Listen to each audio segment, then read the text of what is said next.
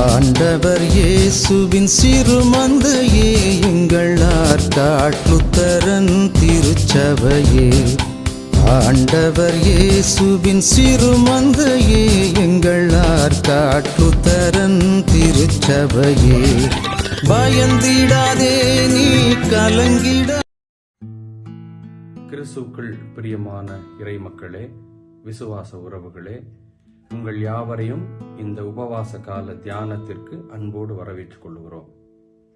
இந்த லெந்து காலம் என்பது உலக கிறிஸ்தவ வரலாற்றிலும் கிறிஸ்தவ திருச்சபைகளின் மரபிலும் நம்முடைய தனிப்பட்ட வாழ்வின் அளவிலும் மிக முக்கியமான காலகட்டமாக இருக்கிறது. இந்த காலகட்டத்தில் இறை மக்களை திருச்சபை ஒரு தாய்மை உணர்வோடு பராமரிக்க வேண்டிய காலகட்டம்.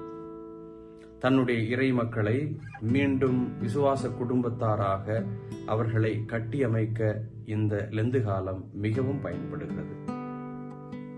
நம்மையும் அறியாமல் இறுகி போயிருக்கிற இருதயத்தையும் உலர்ந்து போயிருக்கிற விசுவாசத்தையும் நாம் புதுப்பித்துக் கொள்ளவும், மீண்டும் சிலுவை நோக்கிய பயணத்தில் நாம் தொடர்ந்து நடக்கவும் இந்த லெந்து காலம் நம்மை அன்பாய் அழைக்கிறது.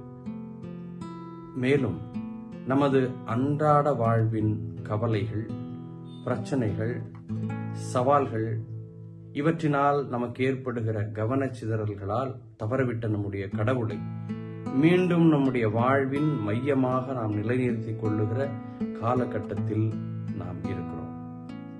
எனவே மீண்டும் கடவுளை கவனிக்கிற, ஆண்டவராகிய இயேசு கிறிஸ்துவின் சிலுவை பாடுகளை மிக அருகில் அமர்ந்து அவருடைய முகத்தை உற்று நோக்குகிற இந்த காலகட்டத்தில் நாம் மீண்டும் புதுப்பிப்பதற்கு கடவுள் நம்மை அழைக்கிறார். அன்புக்குரியவர்களே, எப்பொழுதும் ஆண்டவராகிய இயேசு கிறிஸ்துவை கதை சொல்பவராகவும் வல்ல செயல்கள் செய்கிறவராகவும் போதிப்பவராகவும் பார்க்கிற நாம் இந்த காலகட்டத்தில் அவரை சிலுவை சுமப்பவராக, பாரங்களை சுமப்பவராக, நம்முடைய பாவங்களை அவர் சுமந்து கொள்ளுகிறவராக நாம் பார்க்கிறோம். உண்மைதான். இந்த காலகட்டங்களில் நம்முடைய பாவங்களையும் நம்முடைய தவறுகளையும் சுமந்து கொள்ளுகிற ஆண்டவராக இயேசு கிறிஸ்துவை நாம் தியானிக்க போகிறோம். இந்த காலகட்டங்களில் அவருக்கு நம்மால் உண்டான துன்பங்களை மட்டுமல்ல, நாம் அனுபவிக்கிற துன்பங்களையும் கூட சுமப்பதற்கு அவர் ஆயத்தமாய் இருக்கிறார்.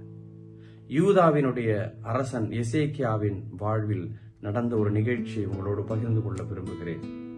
இந்த அசீரியா மன்னன் ராப்சாக்கே என்கின்ற தன்னுடைய தூதனின் வாயிலாக ஒரு எச்சரிப்பின் செய்தியையும் ஒரு எச்சரிப்பின் மடலையும் கடிதத்தையும் அங்கே கொடுத்து அனுப்புகிறார். அதில் என்ன எழுதப்பட்டிருக்கிறது? இதோ யூதாவின் மக்களே, நீங்கள் உங்கள் அரசனை நம்பிக்கொண்டிருக்க வேண்டாம். நம்முடைய தெய்வம் நம்மை காப்பாற்றும், நம்முடைய கடவுள் நம்மை காப்பாற்றுவார் என்று உங்கள் அரசர் சொல்லுகிறதை கேட்டு நீங்கள் நம்பி ஏமாந்து போக வேண்டாம். அசீரிய அரசனை எதிர்த்து தன்னுடைய நாட்டை மீட்டுக் கொண்ட அரசர்கள் யாராவது இங்கே இருக்கிறார்களா? கோசானின் அரசன் எங்கே? ரட்சேபுவின் அரசன் எங்கே? ஆரானின் அரசன் எங்கே? அதேபோல் ஆமாத்தின் தெய்வம் எங்கே? அர்பாத்தின் தெய்வம் எங்கே?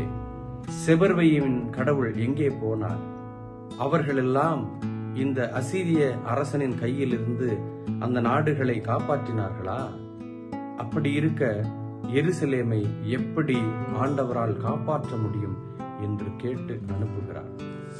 அப்பொழுது 2 ராஜாக்கள் 19வது அதிகாரம் 14 சொல்லுகிறது, எசேக்கியா தூதரின் கையில் இருந்த மடலை வாங்கிக் கொண்டு வாசித்த பின் அதை கோவிலுக்குள் சென்று ஆண்டவர் திருமுன் மடலை விரித்து வைத்தார் என்று நாம் பார்க்கிறோம்.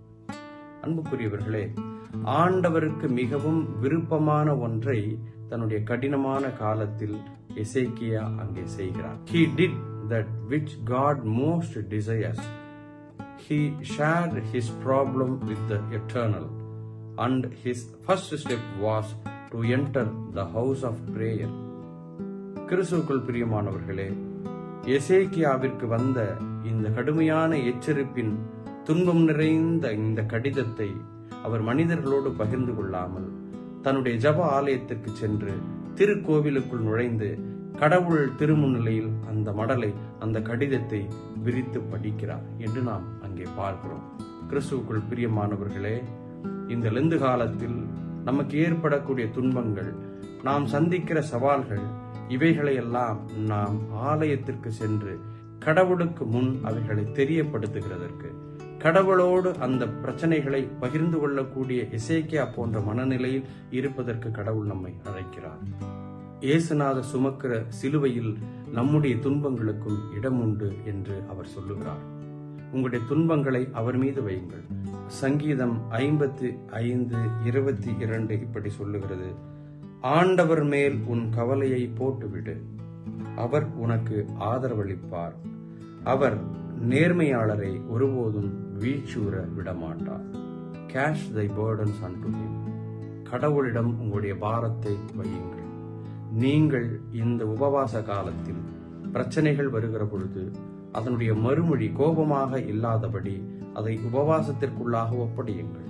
உங்கள் வார்த்தைகளில் உபவாசமாயிருங்கள், உங்களுடைய குணாதிசயங்களில் உபவாசமாயிருங்கள், உங்களுடைய உணர்ச்சி வெளிப்பாட்டில் நீங்கள் நோன்பிருங்கள் என்று கடவுள் சொல்லுகிறார். அவர் ஒரு அழைப்பை கொடுக்கிறார். இதோ வருத்தப்பட்டு பாரம் சுமக்கிறவர்களே, நீங்கள் எல்லாரும் என்னிடத்தில் வாருங்கள், நான் உங்களுக்கு இளைப்பாறுதல் தருவேன் என்று நீங்கள் ஓய்வெடுப்பதற்கான ஒரு அழைப்பை தருகிறார். எனவே கோபமான மறுமொழிகளும் வன் சொற்களும் தீர்ப்பிடுதலும் வசை சொற்களையும் இந்த லெந்து காலத்தில் நாம் செய்யாமல் அன்பின் மொழி பேசுவதற்கும் கடவுளிடம் நம்முடைய வாரத்தை கொடுத்துவிட்டு நாம் அமைதிப்படவும் கடவுள் இந்த லெந்து காலங்களில் நமக்கு பயிற்சி கொடுக்கிறார்.